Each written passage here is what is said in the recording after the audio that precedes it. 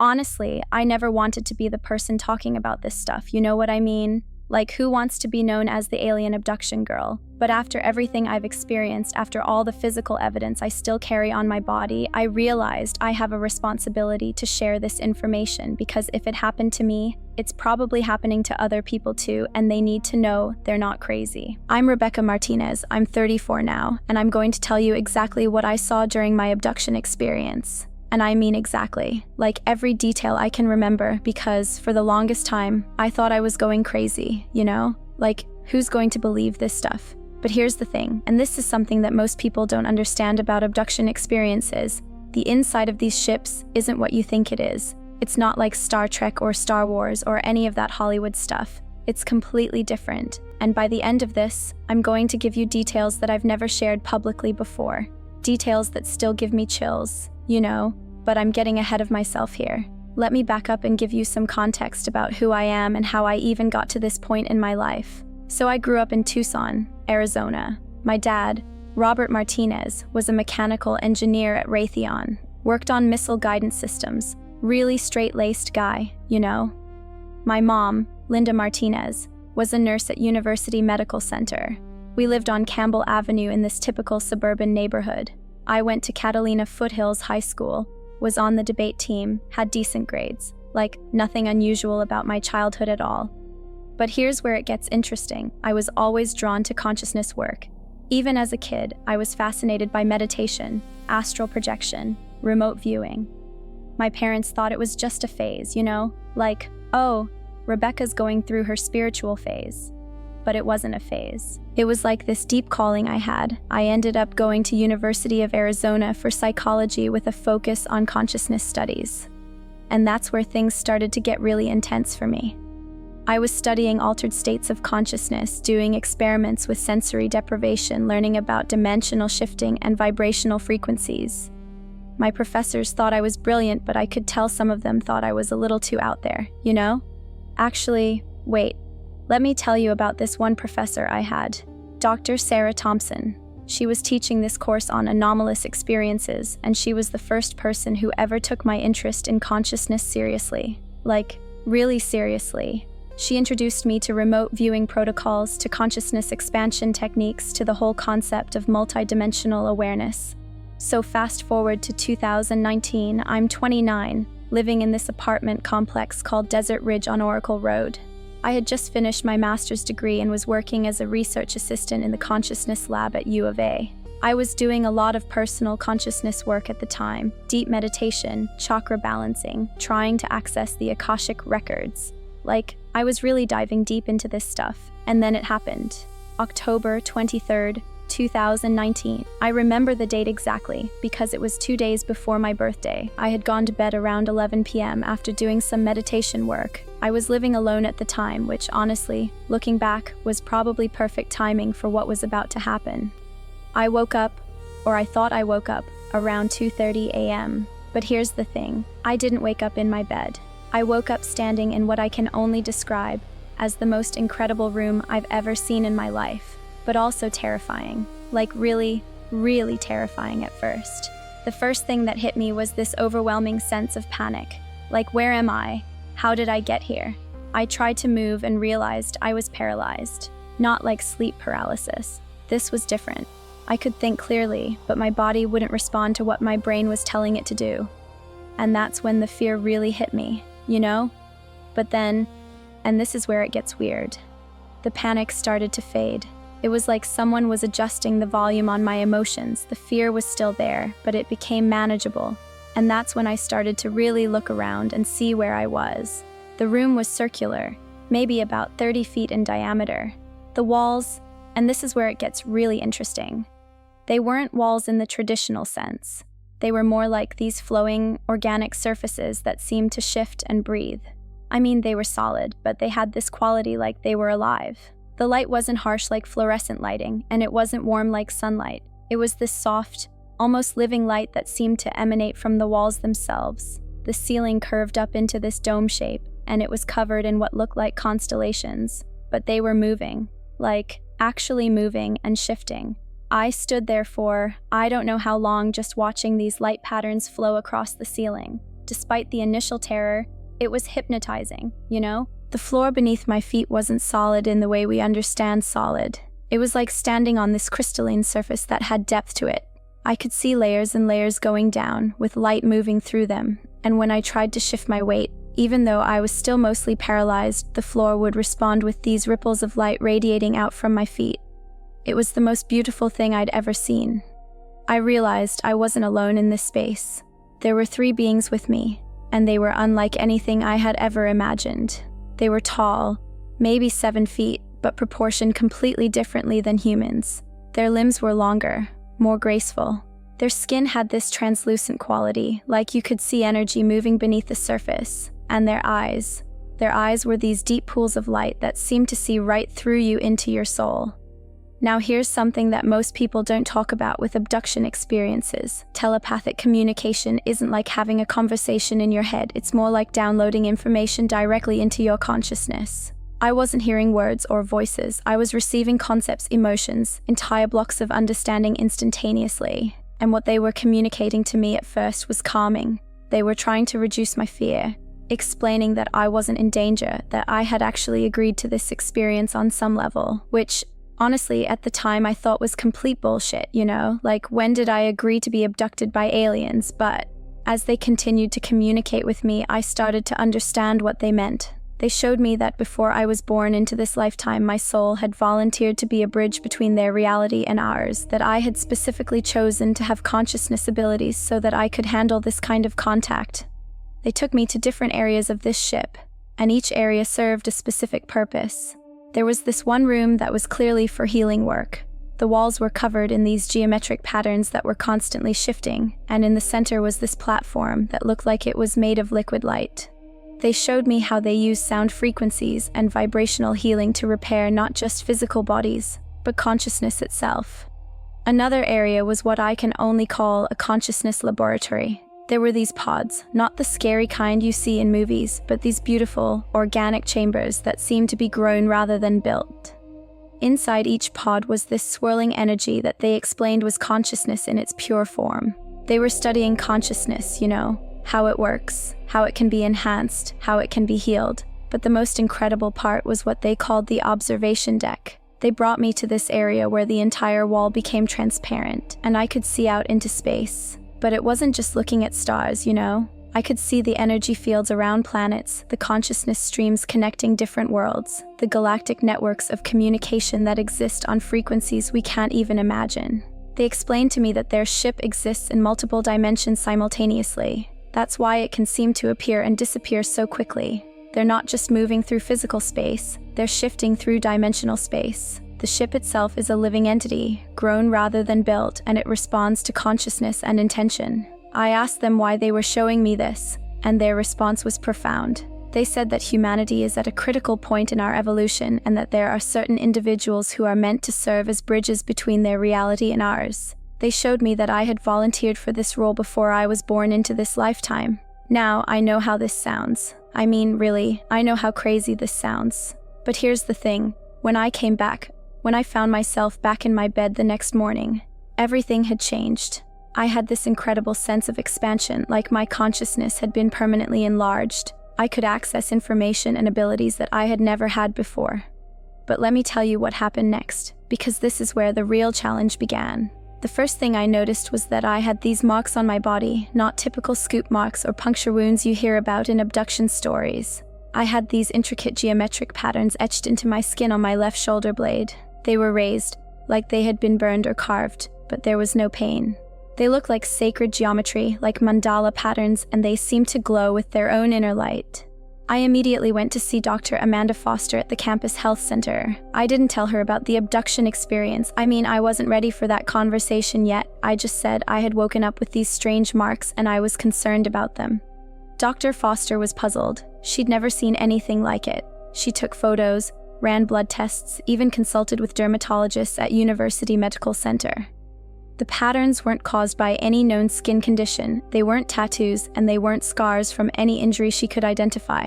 She recommended I see a specialist, but honestly, I was scared to dig deeper at that point. The second change was in my abilities.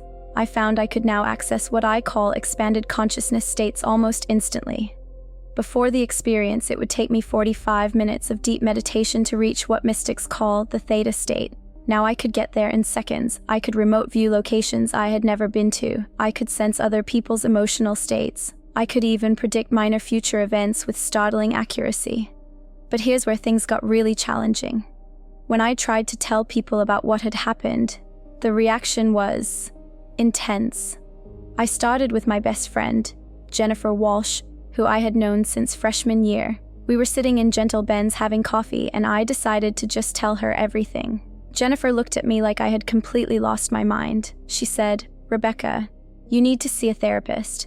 This sounds like you had some kind of psychotic break." She was genuinely concerned, but she couldn't accept that what I was describing was real. And I get it, you know? I mean, if someone had told me this story before it happened to me, I probably would have reacted the same way. My parents were even worse. When I finally worked up the courage to tell them, my dad got angry. Really angry. He said I was throwing away my education, that I was getting involved in New Age nonsense. My mom was worried that I was having some kind of mental health crisis. They wanted me to see a psychiatrist immediately. Dr. Marcus Rodriguez, the psychiatrist they insisted I see, was actually more open-minded than I expected. He listened to my entire story without judgment, asked thoughtful questions, and ran a comprehensive psychological evaluation. His conclusion was that I was completely mentally healthy, but that I had experienced what he called an anomalous conscious experience that was causing significant disruption in my life. He recommended I find a support group for people who had experienced similar events. And that's how I found the Unusual Experiences Circle that meets monthly at the Tucson Community Center on Park Avenue. There were about 12 people in this group, all ages, all backgrounds, all dealing with experiences that mainstream society couldn't accept or understand. But wait, let me back up because I'm jumping around here. Like, what is my life right now? I keep forgetting to mention things in order because there's so much to this story, you know? So after that first experience, and I'm calling it an experience because calling it an abduction makes it sound more negative than it actually was, I went through this period of like, what the hell just happened to me? For about 3 months, I was questioning everything. My sanity, my perception of reality, whether any of this was real. I tried to go back to my normal routine, going to classes, working in the lab, hanging out with friends, but everything felt different. It was like I was seeing the world through new eyes. Colors seemed more vibrant. I could sense emotions from people across the room, and I kept having these random flashes of information about things I couldn't possibly know. My research advisor, Dr. Patricia Whitman, started noticing changes in my work. She said my insights were becoming more intuitive, more creative, but also less grounded in traditional scientific methodology. She was concerned that I was losing my objectivity as a researcher. And then, about 4 months after the first experience, they came back. But this time was different. This time I wasn't taken to the ship. Instead, I was contacted astrally while I was in deep meditation in my apartment. I was sitting in my living room doing my evening meditation practice when suddenly I felt this shift in consciousness. It was like someone had turned up the volume on reality. The room seemed to expand, the walls became translucent, and I found myself in what felt like a vast space filled with light.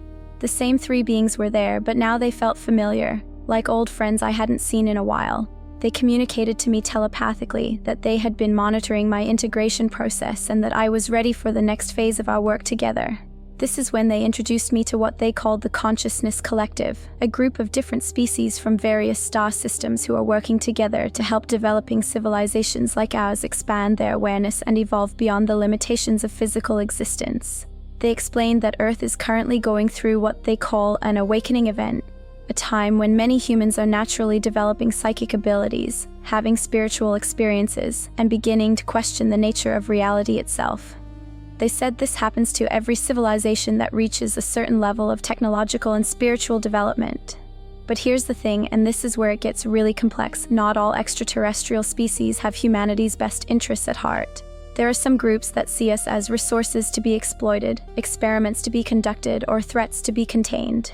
The consciousness collective that I work with is specifically focused on protecting developing civilizations from these more negative influences. They showed me that the geometric patterns on my shoulder weren't just marks, they were actually activation symbols that would help me access higher dimensional information when I was ready. They taught me how to use focused intention to activate these symbols during meditation, and when I did, I could access the same expanded consciousness states I had experienced on their ship.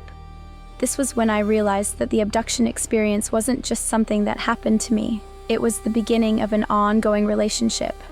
Over the next several months, I began having regular contact experiences, though most of them were astral rather than physical. Meeting other experiences at the support group was life-changing for me. Here were people who understood exactly what I was going through. There was Margaret Thompson, a retired teacher who had been having contact experiences for over 30 years. There was Carlos Rivera, a software engineer who had been taken aboard ships multiple times and had developed enhanced mathematical abilities as a result. There was Dr. Patricia Valdez, a family physician who had to hide her own experiences to protect her medical career. In this group, I learned that my experience wasn't unique. Many people had been taken aboard ships and shown similar things, but what was somewhat unique was how clearly I remembered the details and how willing I was to talk about them openly. Margaret became like a mentor to me. She taught me protection techniques, helped me understand how to integrate these experiences into my daily life, and showed me how to use my enhanced abilities in positive ways. She explained that the beings who contact us aren't just randomly selecting people. They're working with souls who have agreed to serve as bridges between realities. But the integration process wasn't easy. For months after the experience, I had trouble sleeping. I would lie awake at night replaying every moment, every detail, trying to make sense of what had happened to me. I had some nightmares where I was back on the ship but couldn't leave. I had anxiety about whether they would come back, when they would come back, what they might want from me next time. Dr. Rachel Hendricks, a therapist who specializes in trauma integration, helped me work through these challenges. She used EMDR therapy and somatic experiencing techniques to help me process the emotional impact of the experience. She helped me understand that even positive, transformative experiences can be traumatic when they're completely outside our normal reality framework. The turning point in my healing came about 8 months after the first experience. I was doing some deep meditation work when I suddenly found myself in telepathic contact with the same beings who had taken me aboard their ship. They explained that the integration period was necessary, that my consciousness needed time to fully absorb and integrate the information they had shared with me. But here's something I haven't mentioned yet, and honestly, I'm not sure why I'm telling you this because it sounds even crazier than everything else. But about 6 months after the first contact, I started having what I can only call prophetic dreams. I would dream about events that would happen days or weeks later. Nothing major, usually, like I'd dream about a conversation I would have with a specific person, or I'd see a news event before it happened, or I'd know that my friend was going to call me with specific news before she actually called. At first, I thought it was just coincidence, but it kept happening, and it kept being accurate.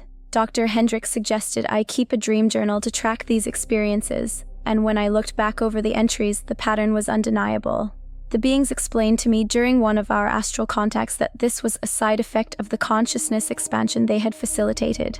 They said that when human consciousness is expanded beyond its normal limitations, it naturally begins to access what they call probability streams. Potential futures that exist in quantum superposition until they collapse into actual events. I know this sounds like science fiction, but I'm just telling you what they told me, you know? And honestly, whether it's real or whether it's just some kind of psychological phenomenon, the fact is that these predictive abilities have continued to develop over the years since my contact experience. Let me tell you about something else that happened. And this is where things get really interesting from a scientific perspective. About a year after the first contact, I was working in the consciousness lab when I had what I can only describe as a spontaneous remote viewing experience. I was helping set up an experiment involving EEG monitoring of meditation states when suddenly I found myself perceiving a location I had never been to. I was seeing a desert landscape with red rock formations, and I could see people in white lab coats working inside what appeared to be an underground facility built into the rock. I described what I was seeing to my lab partner, David Kim, and he looked at me strangely and said, "Rebecca, that sounds exactly like the research facility at Sedona that Dr. Martinez was telling us about last week." It turns out that Dr. Martinez, one of our collaborating researchers, had been describing an ongoing consciousness research project at a facility in Sedona that matched exactly what I had remote viewed.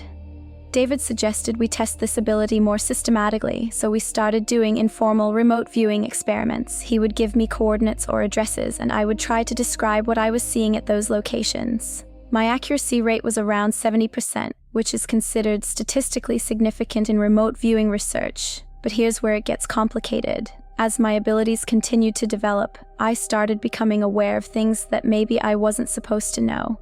I would remote view government facilities and see classified projects. I would access information about corporate activities that weren't public knowledge. I would perceive conversations between people in positions of power that were definitely not meant to be overheard.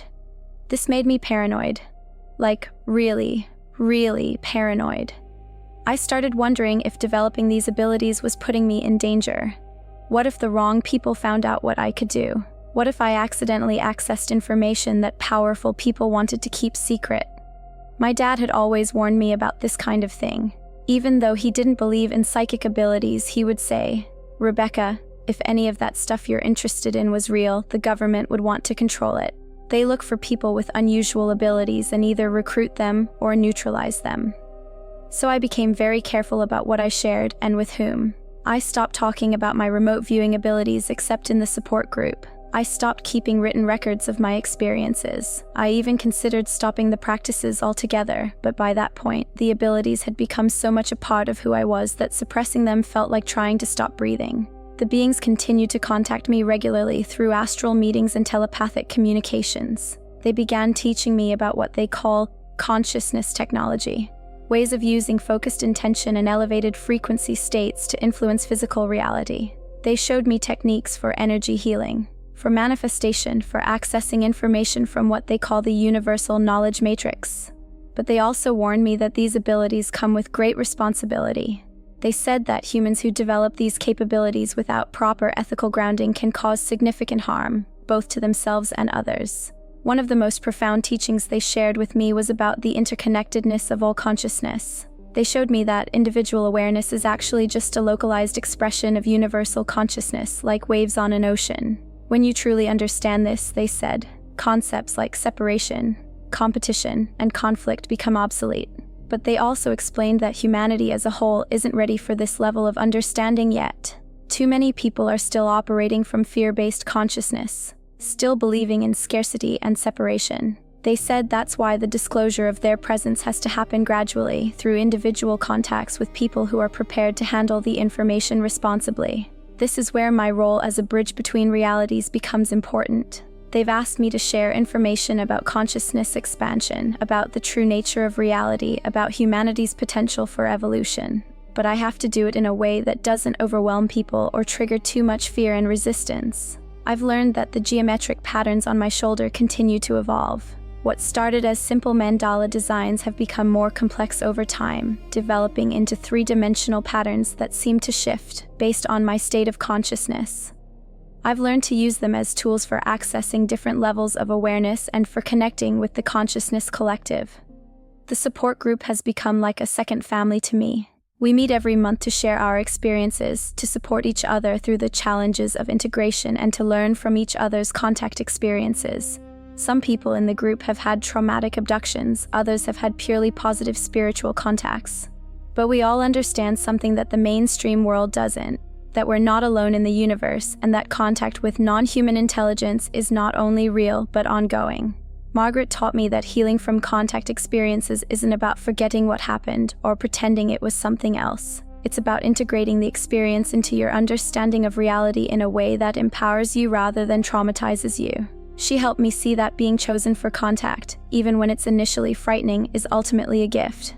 Dr. Hendricks continued working with me for over 2 years, helping me develop coping strategies for the ongoing nature of my contact experiences.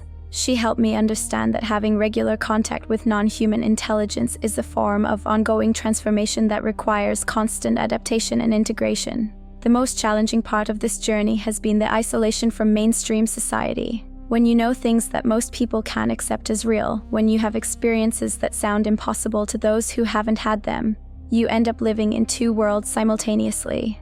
There's the world where you go to work, pay bills, have normal conversations with normal people about normal things. And then there's the world where you're in telepathic communication with extraterrestrial beings and using consciousness technology to access information from other dimensions. I've had to learn how to navigate both worlds successfully. I finished my master's degree and now work as a consciousness researcher and experiencer support counselor. I help other people who have had contact experiences integrate their experiences in healthy ways. I teach workshops on consciousness expansion and dimensional awareness, though I'm always careful about how much I reveal about the source of my knowledge. The beings tell me that more and more humans will have these kinds of experiences in the coming years. They say the frequency of Earth itself is rising, and as it does, the veil between dimensions becomes thinner. Those of us who are having contact experiences now are here to help others navigate this transition when their time comes. Looking back on everything that's happened over the past several years since my first contact experience, I can see how it's all been part of a larger plan. The initial fear and confusion, the integration challenges, the development of abilities, the ongoing relationship with the consciousness collective, it's all been preparing me for something bigger. They've recently begun showing me visions of what they call the Great Awakening, a time when humanity will collectively remember our true nature as multidimensional beings and take our place in what they call the galactic community. They say this transition is already beginning and that people like me are here to help anchor the new consciousness that's emerging on Earth. So that's my story. That's what I saw inside their ship, and that's how it changed my life forever. I know it sounds incredible. I know it challenges everything we think we know about reality, but I'm sharing it because I believe we're ready to expand our understanding of what's possible. The universe is far more vast and populated than we've been taught to believe. Consciousness is not produced by the brain, but is the fundamental fabric of reality itself. And we, as human beings, have capabilities that we're only just beginning to remember and develop. If you've had your own experiences, if this resonates with something deep inside you, then maybe you're ready to explore these possibilities too. Because trust me, once you open that door to expanded consciousness, your life will never be the same. And that's not necessarily a bad thing, you know.